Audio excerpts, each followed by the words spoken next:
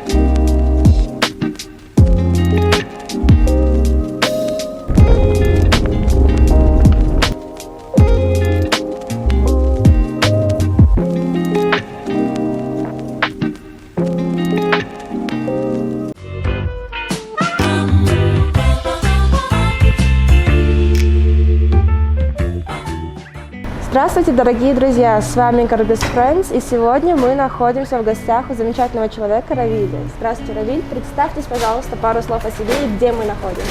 Здравствуйте, меня зовут Равиль Тенишев, я являюсь шеф-поваром и совладельцем ресторана «Шеф».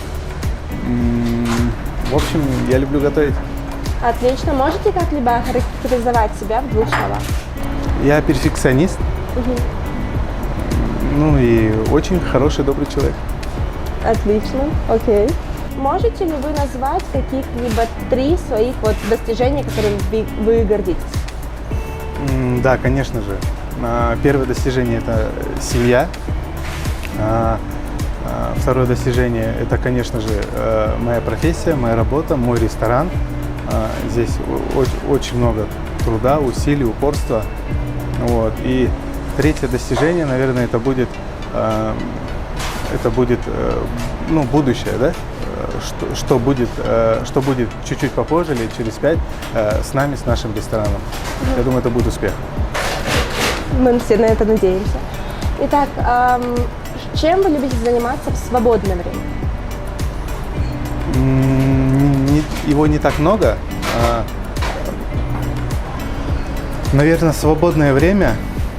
Наверное, сейчас мое свободное время. Именно моя работа, моя профессия – это и есть свободное время. Наверное, вот так будет правильнее. Хорошо. Есть ли какие-нибудь советы для новичков повара? Конечно, есть. С чего начать? Может быть, один самый такой замечательный совет? Одного не будет. Одного не будет совета. Наверное, для новичков это очень важно, твое ли это. Ну, любишь ли ты готовить? Вот с этого начнем. Если это твое, если ты любишь, то тогда, конечно же, желание огромного – это 90%, и упорство. Какие качества обязаны присутствовать у шеф-повара? У шеф-повара дисциплина, наверное. Дисциплина, потому что за тобой целая команда, и это очень важно. Какой ты, как ты себя показываешь, как ты себя ведешь на работе, ну и вообще, в принципе, и такой будет и твоя команда. Вот так. Дисциплина – это самое главное. Извините, должно ли у него быть чувство юмора, например? Ну, везде и всегда чувство юмора очень важно. Везде и всегда. Тоже важно. Хорошо. Есть ли у вас какой-нибудь девиз, по которому вы движетесь всю свою жизнь, возможно? Ну, такого-то девиза нету. Опять же вернусь к тому, что девиз, наверное, это довести дело до конца. Закончить начатое. Отлично. Ваша мечта? Ну, я вообще очень люблю мечтать. Я очень мечтательный человек. Но на ближайшее будущее как вы слышали, уже в Россию приехали гиды Мишлен. Вот, и в ближайшем будущем хотелось бы, чтобы гид Мишлен посетил нашу страну, Кыргызстан. Вот, мы очень стараемся развивать именно кулинарию нашу. Вот, стараемся показать, что у нас очень вкусно, у нас очень красиво. Вот, и поэтому, наверное, ближайшая мечта наш Кыргызстан именно поднять на очень высокий уровень в плане гастрономии. Кулинарии, гастрономии. Вы считаете себя примером для подражания? Ну, не то чтобы я себя считаю, многие повара так считают, что с меня можно брать пример. И открыто об этом заявляют, пишут, что очень восхищаются, там, наблюдают, хотели бы так же. Вот. И я без сомнения стараюсь молодым ребятам, кто мне пишет в директ или еще кто-то, помочь, какие-то рецепты рассказать, правильно направить, чтобы человек по правильному течению в плане кулинарии пошел, работал. Ну, как-то я стараюсь помочь. Говорят ли они, почему они считают так? Конечно же, ну, наверное, все дело в блюдах, все дело в нашей дисциплине, в готовке. Наш ресторан – это действительно пример. Мы создали здесь те блюда, показали, как можно кушать, как нужно кушать. Ну, наверное, поэтому. Хорошо. И как давно вы работаете в этой сфере? Я работаю в этой сфере с 9 класса. Я еще при школе решил, что вот это мое, мне это нравится. Мне не настолько было интересно учиться, сколько интересно было попасть на кухню и готовить, работать. Я с 9 класса, я думаю, уже лет 15 получается, 16. И как именно вы к этому пришли? Что вас вдохновило вот в 9 классе? Нельзя сказать, что прям вот в какой-то момент я вот вдохновился и побежал. Нет, это, наверное, еще все с детства начиналось, когда мама там готовила какие-то пироги, торты там, вот, и ты на это смотрел, хотел попробовать, у тебя это получается. Наверное, также люди выбирают себе какую-то будущую профессию, кто-то в 30, кто-то в 50 лет, кто-то вот в 12 лет. Если что-то у тебя получается, тебе это нравится, то ты уже сам собой начинаешь как бы в это вовлекаться, и если там есть успех, то все это твое. Наверное, у меня получилось точно так же. Я готовил, мне нравилось, у меня начало получаться, меня начали хвалить, говорить: ой, очень вкусно, ничего себе, как бы в таком возрасте, и все, меня это затянуло. Отлично. Секрет самого лучшего блюда у вас в меню? А это секрет. Да, это все верно. Вот. Как я могу его рассказать, если это секрет? Но я скажу, это не то чтобы какой-то ингредиент конкретный, это любовь, желание. Вот. У меня очень интересная команда. Вот. Мне повезло с командой, они все очень любят готовить. Вот. И, наверное, это и есть секрет наших блюд. Хорошо. Есть ли какие-нибудь лайфхаки на кухне? Но я даже сейчас и не вспомню, если честно. Скорее всего, есть. То есть оно автоматически, да, скорее всего, происходит уже? Ну да, как-то приспосабливаемся. Вот. Есть какие-то термины, по которым надо готовить, какие-то, вот. Но все равно мы как-то что-то переделаем, и это же можно назвать лайфхаком, наверное. В принципе, да. Вполне, не вспомню сейчас, честно. Возможно. И любите ли вы фастфуд? Да, я очень люблю фастфуд. Я очень люблю фастфуд, я его готовлю. Да, мы Да, это я знаем. готовлю, да. Отлично, шикарно. Итак, у нас последний вопрос. Любимый продукт, с помощью которого вы можете приготовить 101 блюдо? Здесь, наверное, нужно быть избирательным, да? Ну, давайте, так как я люблю рыбу, я, наверное, и выберу рыбу. Наверное, это будет лосось или форель, я не знаю, любая рыба. Отлично. Мы можем приготовить что-нибудь с лососем или с Конечно, форелью? вообще без проблем. Давайте приготовим? Давайте. Отлично, давайте приготовим.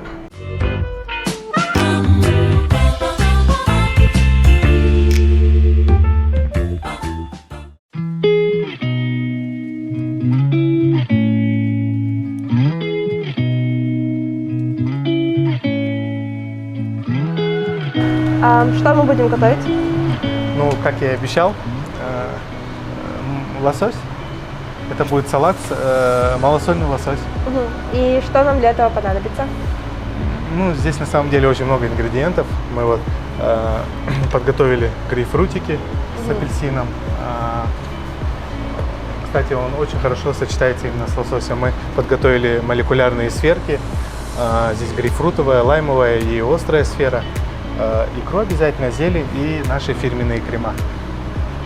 Хорошо, Вот. тогда можем Да, начну приступать. потихоньку, да, И работать. давайте тогда я вас спрошу пару-тройку вопросов, буквально блиц-вопросы. Окей. Так, смотрите, я стал поваром, потому что... Ну, потому что, наверное, для меня это очень интересно. Да, мне это нравится. Худшее блюдо, которое вы готовили? Шорпа. Самое вкусное, что я ел в своей жизни? Вантон. Ненавижу готовить... Это тяжелый вопрос. Люблю готовить. Мгм. Что вы любите?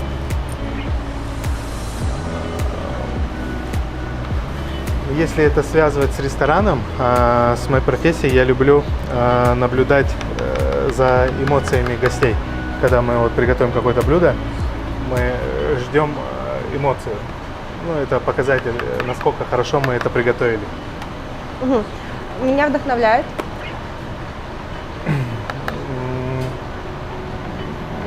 Меня вдохновляют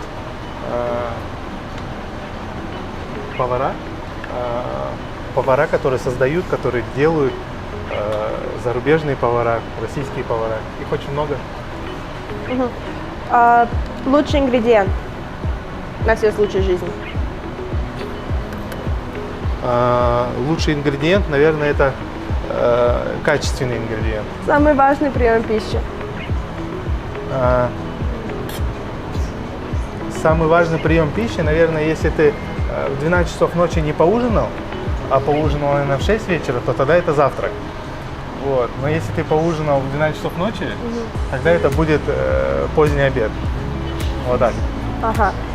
Мое самое любимое блюдо с детства? Медовый торт. Быть поваром – это... Это кайф. Это кайф. Шикарно. После работы я... После работы я или еду домой, или после работы я остаюсь на работе. Наверное, для каких-то творческих моментов на следующий день. Вот так. Если бы я не стал шеф-поваром, то кем бы я стал? Строителем, наверное. Тем, кто хочет хорошо готовить дома. Тем, кто хочет хорошо готовить дома, нужно в первую очередь желание это сделать и качественные продукты в любом случае. Самое большое заблуждение о работе шеф-поваром? Блин, я не знаю, честно. Заблуждение о шеф-поваре или в работе шеф-повара, да? О шеф-поваре или в работе шеф-повара? Тяжело очень сильно ответить. Ну, может быть, кто-то считает, что это легко? Ну, блин, ну это легко. Это легко, когда ты это с кайфом делаешь, это очень легко. Вот. Поэтому нельзя сказать, что это сложно. Я не смогу ответить, да. Первое блюдо, которое вы приготовили? Или помогали готовить? Если я все прекрасно помню, то, по-моему, это оромо было или варенички, ну что-то такое. Но это было дома давным-давно. Я вот такой был. Я не Что бы помню. вы взяли с собой на необитаемый остров? Жену. жену взял бы с собой, да. Если нужно быстро перекусить, то Если быстро перекусить где-то на улице, то пусть вам посчастливится и вы найдете где-то вкусную брускетку. Вот. Если не имеет значения место, то тогда, наверное, можно забежать и вот сесть в такой салат, потому что мы буквально вот 5 минут, да? 5 Да. минут, и он будет готов. Вот. Я думаю, куда еще быстрее. Итак, лучшее блюдо, самое любимое ваше блюдо Вообще, да? вообще. Блин, я очень люблю манты с тыквой, честно. Да. Чисто с тыквой. Да. Ну, и я люблю манты, да. Неделю у меня рабочие, Неделю у меня- нерабочие дни. Выходных сколько у вас неделю, например? Сложный был вопрос. Да, очень сложный вопрос, потому что, в принципе, каждый день выходной, и также каждый день он рабочий, да, идет. Как бы, я же говорю, мне очень сильно повезло, у меня работа как выходной день, да. И последний вопрос. Свободное время. Вы Ну, в свободное время я стараюсь собраться с мыслями, распланировать следующий день, вот. Ну, как-то настроиться на что-то новое не всегда получается, но вот как-то так. Как-то шикарно. так, да. Спасибо. Я уже доготавливаю, смотрите, здесь остался только декор, здесь все съедобное. Я вот еще положил сюда крем из кедровых орешков. Здесь обязательно нужна икра. Корка нужна будет. Вот. Это кисло-сладкий соус. Ну, такая заправочка. Ну, Ну, как-то вот так все это выглядит. Вот, и обязательно лосось мы чуть-чуть прокоптим осиновым дымом.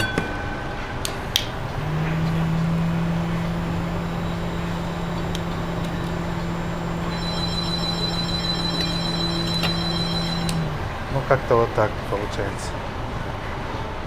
Буквально 15 секунд лосось именно пропитается осиновым дымом и примет вкус такой, ну, легкой копчености, что ли.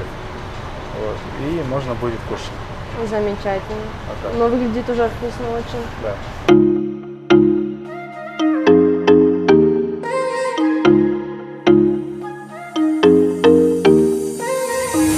What are you saying?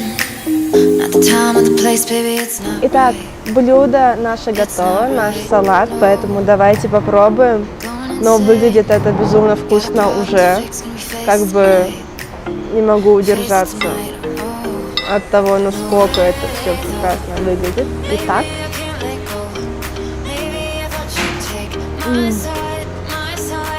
это просто волшебно. Ребята, это очень сильно вкусно. Приятного аппетита вам, нам. Baby, you're worth the fight.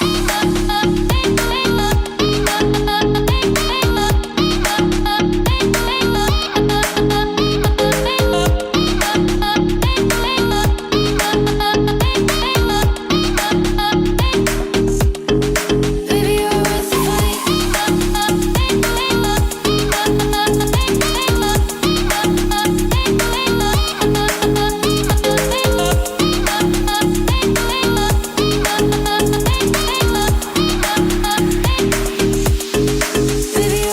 fight.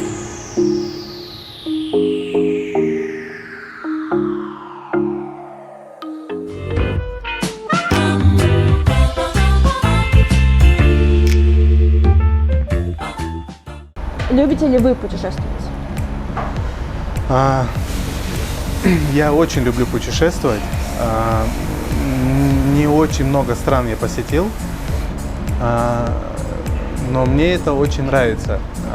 Нравится почему? Потому что в первую очередь, наверное, когда я попадаю в какую-то страну, подумайте, куда я иду. В ресторан. Нет. Нет? А Конечно куда? же, я иду на местный рынок, посмотреть, какие продукты там есть. Вот. Даже в Алмате, когда попадаешь в какие-то вот универмаги такие, ну, там очень много разнообразия, очень много разных продуктов. Вот. В принципе, я когда первый раз попал в Алмату, я уже просто пройдясь по магазину, я уже тогда, естественно, мог составить какое-то меню небольшое меню для конкретно какого-то заведения, если честно. Вот. У нас, к сожалению, пока этого нету. Вот. Но хотелось бы. Да. А смотрите, вот из стран, в которых вы были, какая страна вам запомнилась ярче всего, больше всего?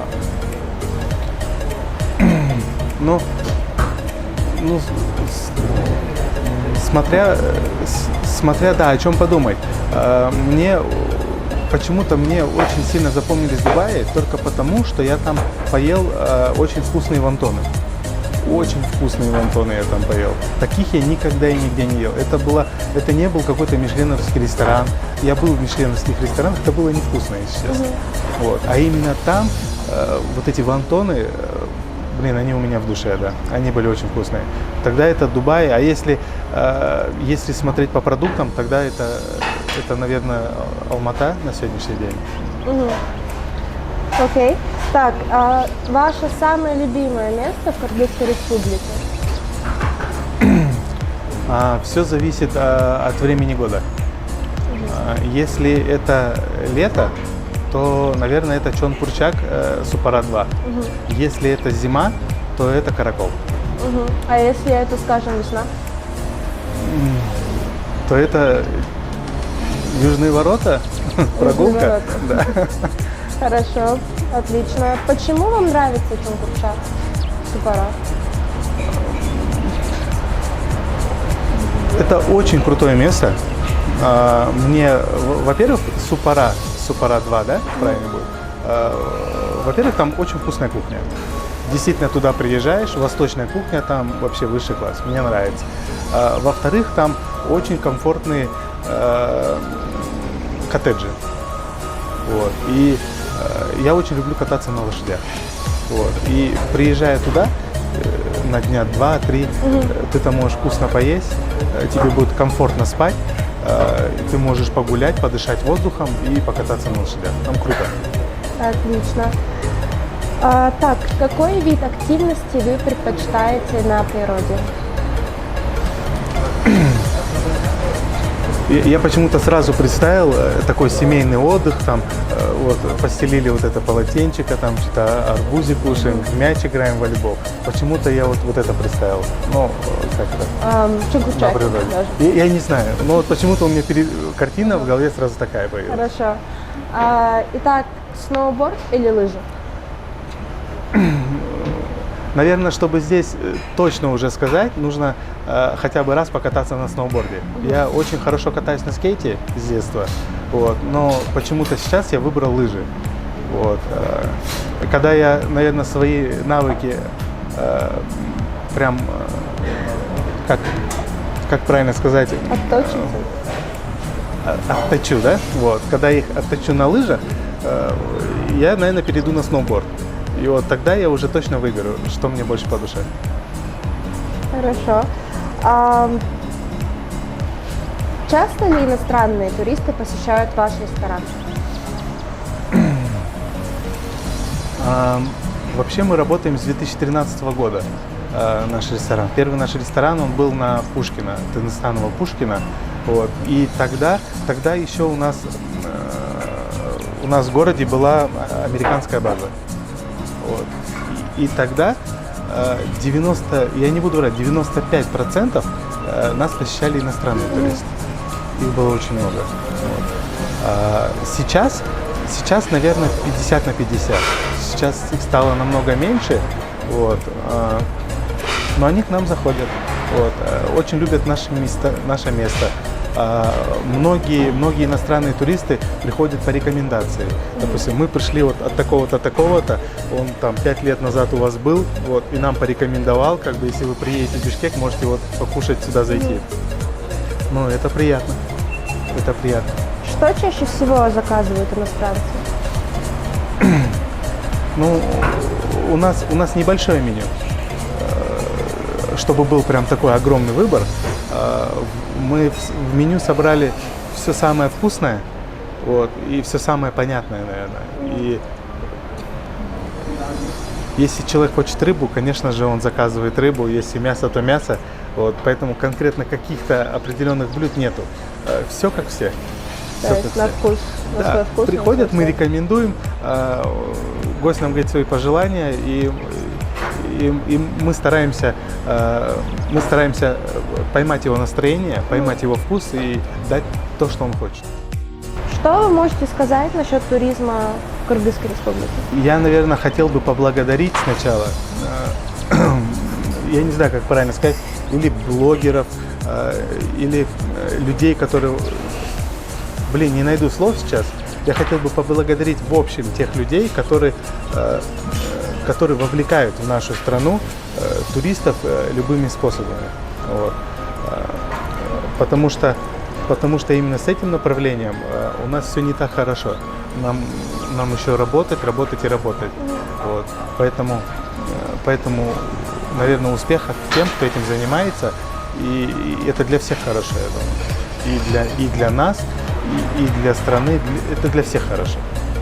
Спасибо вам большое за ваше интервью. Нам было очень интересно узнать про вас, про ваше детище, про ваш ресторан. Мы очень рады тому, что вы согласились с нами посотрудничать. Действительно благодарны. Успехов вам, огромных успехов в вашем деле. Спасибо большое. Спасибо большое.